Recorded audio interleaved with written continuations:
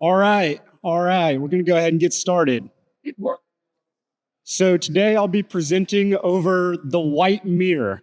This is a little thesis I have, Bitcoin AI in a future worth building.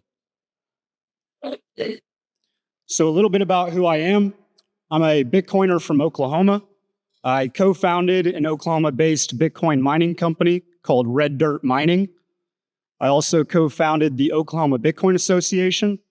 Last year was our first year. We passed 2 Bitcoin bills into law, and our strategic reserve bill for this year just made it through the House. I'm an adjunct Bitcoin professor at the University of Oklahoma, and my new venture is called Bubble, and we are a podcast discovery platform. You can find me on X and Twitter at BTCCaz. So what is the white mirror? A lot of people have heard the metaphors of the white pill versus the black pill, and everybody's seen the show Black Mirror. And so the white mirror is a techno-optimistic lens to view the future of technology. If the black mirror is about a surveilled state and technology that is used to enslave and entrap us, the white mirror is the inversion. And so this explores how technology can be deliberately re-architected to empower individuals. The black mirror talks a lot about the potential dangers, and the white mirror is about building for transparency, verifiability, and individual sovereignty. Rather than a top-down control approach, the white mirror is the inverse, and it has human-centered design at the center of it for agency and autonomy. And so Bitcoin and AI are the new protocols for this white mirror. So I want to start with a little bit of historical parallels. And so I have 2, I believe, that were revolutions. The first one being the American Revolution. And they asked a very dangerous question, a question that they were willing to die for. What could a society look like without a king? And how could you architect a society without a king? And so you can think of the Constitution as a protocol like Bitcoin. And it has certain properties that mimic Bitcoin and software. Composability and the ability to mend the Constitution. It has modularity at its center. We have 3 branches of government with checks and balances. And in ways, it acts like a distributed system. And it's based on the premise of rules over rulers. We've all heard that in Bitcoin.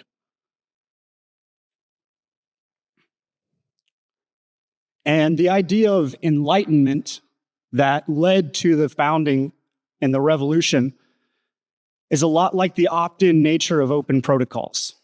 And so instead of having a society where we had to live by decree from the rule of a king, it's the opt-in nature now of citizens participating. And that's where the governance comes from. And the Constitution was the first major open source governance protocol.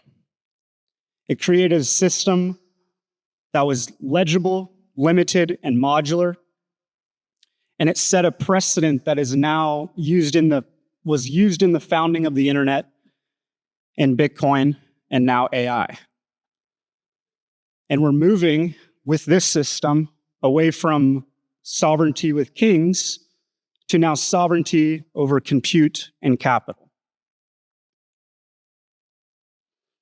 And so the second historical parallel was Unix. And a lot of Bitcoiners talk about the cypherpunk movement and the open source movement, and they leave out the founding of Unix, which really christened all of that. And with the Unix revolution, they asked another dangerous question. And they said, what if machines didn't need a mainframe? And in the early 70s, 200 years after the Constitution, we had very centralized compute. It was all proprietary.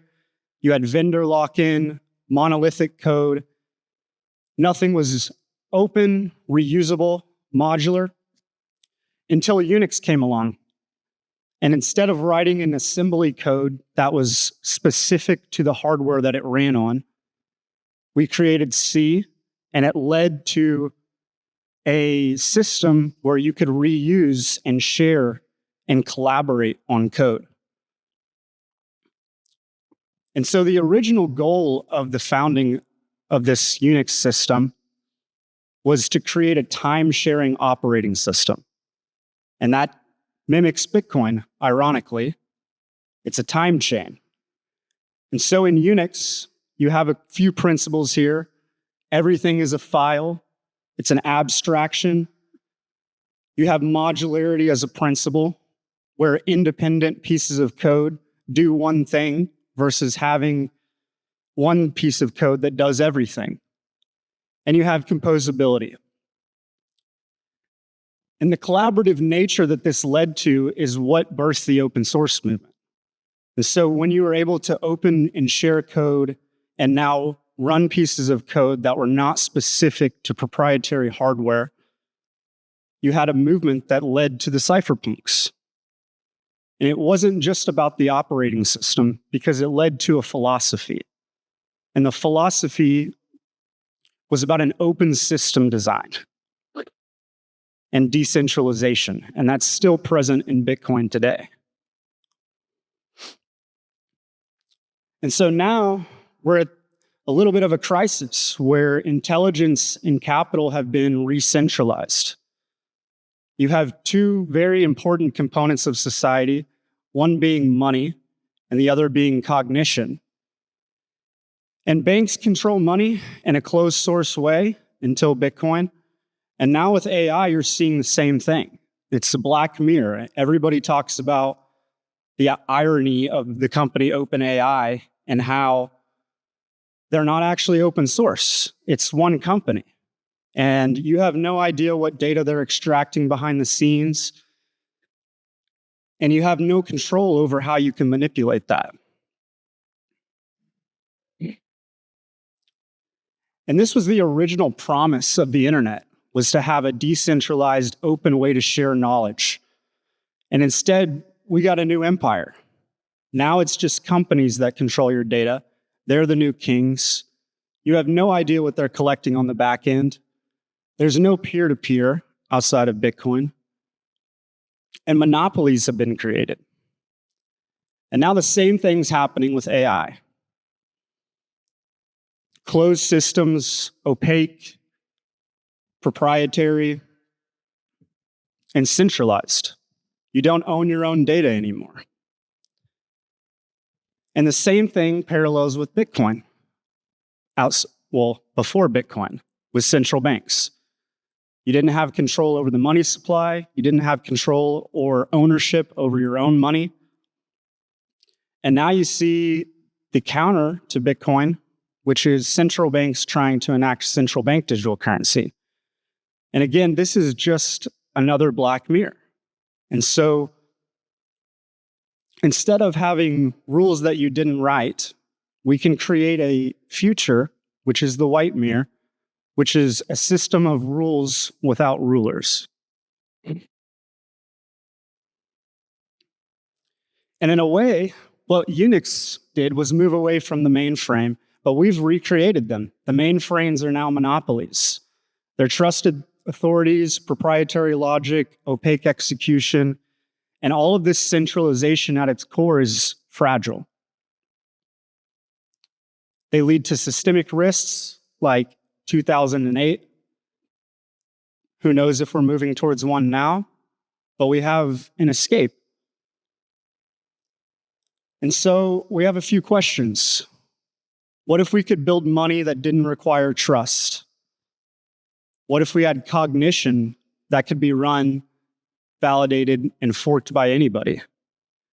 And what if we could coordinate through code instead of through decree by kings? And this is a centralization reboot in my eyes. It's not a regression. And Bitcoin and open AI systems are not just tools. They are the escape routes, and they're the answers to this systematic fragility.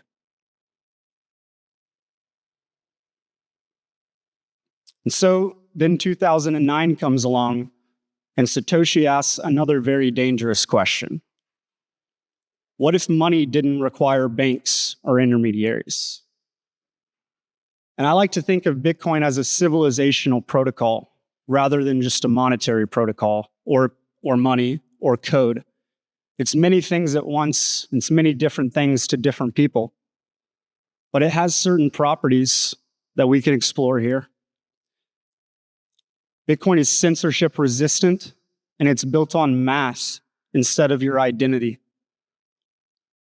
It's sovereign property rights. And so Satoshi took public key, private key cryptography, and he turned it into a form of digital ownership that was never possible on the internet before.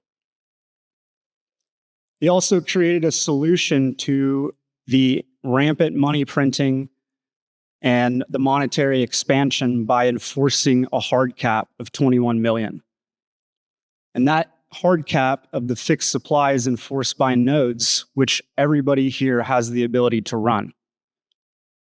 And at its base, it's built around an economic system of cooperation through proof of work. And so this proof of work is a trust minimized cooperation. It's a thermodynamic anchor for digital finality that does not require any intermediaries, and it allows for economic consensus through energy. And if we're building on the idea of a revolution that Unix created, Bitcoin at its premise is a modular system. I like to think of Bitcoin and call it the Bitcoin onion because there's many different layers to it. And at its core, the base layer is secure, and it allows you to build new modular components on top of it. Lightning is probably the most prominent, and there are new layers being created right now. I don't really know which one is going to be the one that people gravitate towards, but the open nature of Bitcoin is what allows people to go and build on top of it. And you can think of Bitcoin as a value stack. It's trust minimized, it's verifiable, and it's resilient. And in many ways, it's like the Constitution from the first revolution. It's slow to change by design.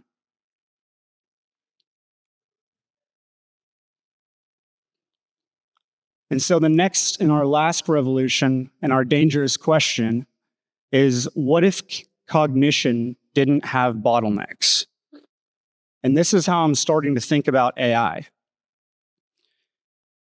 And I think these two relate to each other more than most people talk about. And AI, to me, is a way to scale human cognition. And we need that to be done through open systems. We've seen the risks of the monopolies and the companies that aggregate data. And I'm a little weary of what that might look like. And it's a major black pill or a black mirror. But the black mirror is really a reflection. It's a design choice, and it reflects how you use and you think about designing, building, and using systems like this. And so at any point in time, you can shift the lens of how you view these things. Instead of worrying about the central bank digital currencies or the stable coins or anything that might happen or be built adjacent to Bitcoin, the tools already exist for us to run this sovereign stack. And so a lot of people are worried about an AI overlord or it controlling everything or running the government in the future. And I think of it as a cooperation mechanism for humans. It's not an oracle, it's a cognition interface. Just like Bitcoin is a monetary protocol and a cooperation layer for social consensus. And so you have a few different models here. You have the foundational models of what you call large language models with AI. And these are just trained on broad data. They're not sentient. They're not your overlord. And once that data is done and fed into the model, it doesn't have any more context about the real world. Yes, it might have specific knowledge about things that it was trained on, but it doesn't know everything, and it doesn't know new things. And so we're seeing a little bit of a transition period within AI as a microcosm itself, from moving from generative AI, which are the LLMs, the chat GPTs, the Claudes, and we're moving towards agentic systems. And so now you can build on top of these models that have and are trained on this broad general data, and you can inject new things into it and allow it to reason and act autonomously based on what your intent is. And the most important thing of this is that it still requires a human in the loop. And so these models are not going to go and all of a sudden understand the context and the business problems that we all face, or, in my opinion, be able to start and solve real-world problems with businesses. And so they still require this human intervention. Lastly, we have retrieval augmented generation. And this is a way that you can take, again, this broad data, and then you can inject new context into it.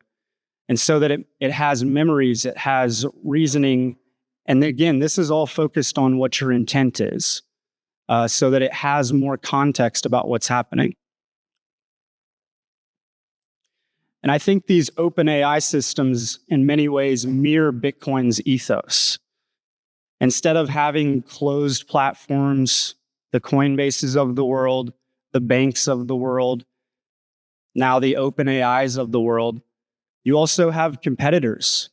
And so those competitors are coming from the open source community. You have platforms like Hugging Face, you have Meta's open or Llama model, and anybody can run these, just like anybody can run a Bitcoin node. You can fork them, you can build on top of them, you can verify where the data is coming from and being stored. And I think of these cognition models as a force multiplier, not as a overlord. And so instead of it being something that you have to give your life to, it allows you to scale your cognition and your time in new ways. So instead of doing the mundane tasks that we've had to for a long period of time, AI can be a force multiplier that can anywhere from 10 to 100 to maybe 1,000x what you can do.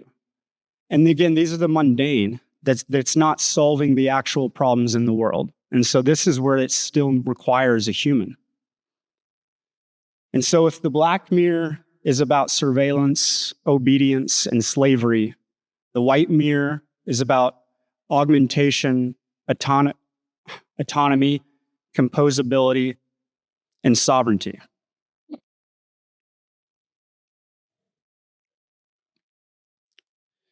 And now they're converging on each other. And so you have Bitcoin as an open source protocol, and you have open source AI systems that in the future, I believe, will be verified in some way by some sort of incorruptible ledger. And Bitcoin allows us to coordinate without coercion. AI is a cognition without bottlenecks. And now if we're able to take these AI systems and turn them into little autonomous agents that can operate on our behalf, in the future, they could be running nodes. They could be rebalancing lightning channels for us. They could be engaging in their own micropayments and paying other agents to perform some service for us. They could hold Bitcoin private keys and sign transactions that require a human. I don't believe these two technologies are orthogonal. I think they're converging. And now we have the ability to create agents that can access internet digital value, which is Bitcoin. And if those agents can operate without a human in the loop, but based on human intent, and they're combined with the primitives of Bitcoin, we have new value cases to unlock on the internet that has economic implications and philosophical implications. And I think Bitcoin is the substrate for this coordination layer, but AI is where the execution is going to be. And together, these re-architect away from institutions. And I don't think Bitcoin or any of these tools are anti-institution. I believe they're post-institution. And so we're now at the crux of a new revolution where these tools are converging and we no longer need these central institutions in the first place. So here's a little bit of what I think it could look like. So now you have cognition and you have money and you have agency at scale. If AI scales cognition and it scales the intent and Bitcoin secures the value, you no longer need bureaucracies, banks, and you no longer have bottlenecks. A lot of times companies have to go raise capital from somewhere. A lot of that now is being funded by Bitcoiners. And if you no longer have to go hire a big dev team because you can use AI as a part of your labor, you now have no bottleneck on time, on capital, or on cognition. And so here are a few ways I think it could look in the future. I think you'll have AI agents autonomously rebalancing your Lightning channels based on certain market conditions or based on the rules that humans invoke. And so I don't know if anybody here has ever, raise your hand actually if you've rebalanced your Lightning channel. Okay, there's a few people. Looks like we've got some new people at BitBlockBoom this year. I think it's also going to abstract some of the difficulties of self-custody. And so one of the big challenges that we talk about in Bitcoin is the UX, the ability to interact with the system and know actually under the hood of what's going on. And a lot of people are scared to hold their own coins, hold their own keys. And so I think AI in certain ways will act as tutors that help bridge the gap between a lot of people that don't know how Bitcoin works under the hood. And it will allow people to use the internet like we're doing now without understanding how TCP IP works under the hood. And so we're still at the very beginning of all of this. And there's, a lot of diehard Bitcoiners here that probably do understand how the protocol works. They're not scared to hold their own keys.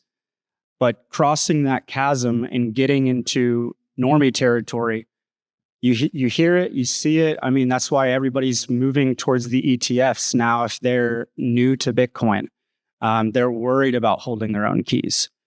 And so I believe that AI will be a way to bridge that gap and bring people on board to Bitcoin, but abstracting it in a way to where they don't have to understand all the technicalities, but they can still hold Bitcoin in a sovereign way. And knowledge and capital will also flow peer-to-peer. And so now if you're able to create agents that can operate on your behalf and perform jobs for you, you can have them paying other agents with Bitcoin because they're not going to be using dollars on the internet. Especially if you're doing something like interacting with an API for compute or for bandwidth or for some type of data extraction. They're going to use sats. Question? So you got an AI thing that AI to Absolutely. That's it. And so if all of a sudden these agents can operate and act autonomously and they're connected digitally through Bitcoin, you can program or you can set the intent for how you want it to, like it's not going to just go off and just start buying things for you. You could just say, hey, I want you to buy this for me. But instead of you going and having to search for it and how do I find the right tool to use, maybe there's a comparison and trade-offs that you have to make of what tools you want to use. You could give it a budget and say, okay, I want it to do this with this. And then it will go and it will make all of those decisions. And then it will pay potentially another AI on the internet in sats. I also think it's going to help manage multi-sig. And so raise your hand if you're using a multi-sig. Okay, you're not supposed to answer that question, so you all failed. The best thing that I did.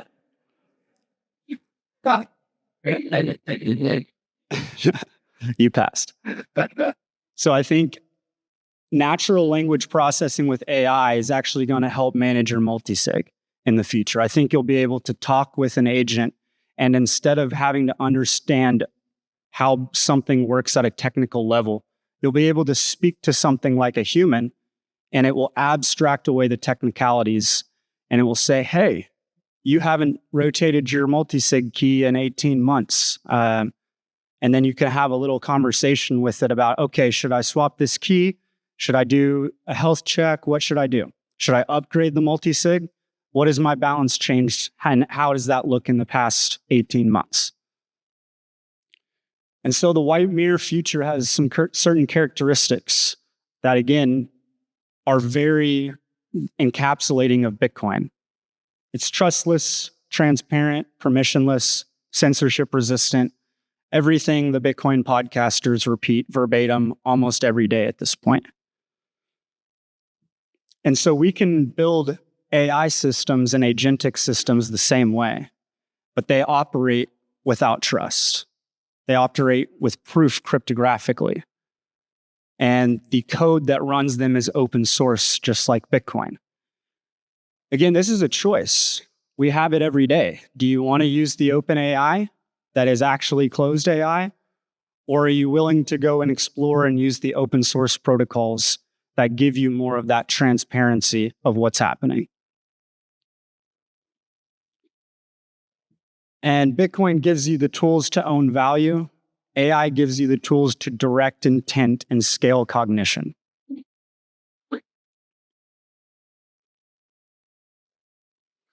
And so the white mirror is a lens. And if a mirror is what it gives us a reflection, I believe these are all choices that we make every day. And so if you're staring into the black mirror and you're pessimistic about the future, whenever you're at a Bitcoin conference, it's probably a reflection of yourself and how you're using these things. And so the white mirror can be seen as like a portal. You just have to step through it. You have to start using these tools. And so all of these great revolutions were decentralized.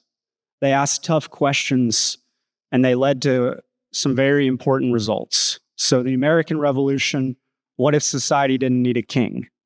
We created the Constitution, checks and balances, and a governance protocol. The Unix Revolution, which led to the cypherpunk movement and open source movement, asked the question, what if software didn't need mainframes? We created modular software, composable software, human-centered design, open source code, and the ability to share and reuse aspects of code. Bitcoin asks, what if money doesn't need central banks? We all know what Bitcoin is. We now have a monetary protocol and a coordination protocol because of these properties. And now open AI systems ask, what if cognition didn't have bottlenecks? And we can create cognitive autonomy and an execution and interface layer for that next level of the internet. And so we have a stack here. So you can run your own node, you can run your own model, and you should certainly be running your own mind. And a lot of people, when they hear AI, they think, well, it's dulling people, it's making people use their brain less. And I don't believe that. I believe it's a white mirror. It's actually educating people way more than they otherwise would have. And these tools are fundamentally not anti-institution, they're post-institution. We just don't need them anymore. And they all have a shared ethos.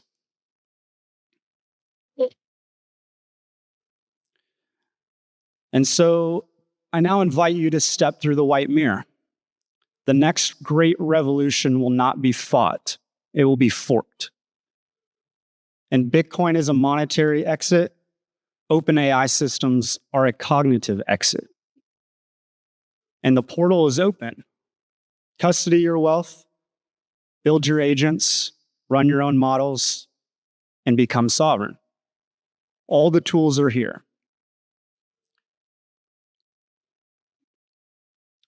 The mirror is not what we fear. The mirror is what we build. And the future is not given to us. It is built. The next great revolution will not be fought. It will be forked.